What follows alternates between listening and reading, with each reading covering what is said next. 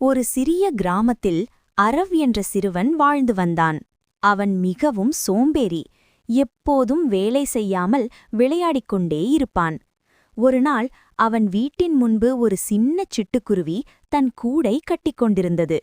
அரவ் ஆச்சரியமாக பார்த்தான். அந்தச் சிட்டுக்குருவி சிறிய சிறிய புல்லுகளையும் குச்சிகளையும் கொண்டு வந்து மீண்டும் மீண்டும் முயன்று அழகான கூடு கட்டியது. அரவ் கேட்டான், இவ்வளவு சின்ன பறவை நீ ஏன் இவ்வளவு கஷ்டப்படுற?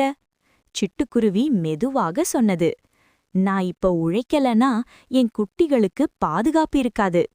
அந்த வார்த்தைகள் அரவின் மனசை தொட்டது.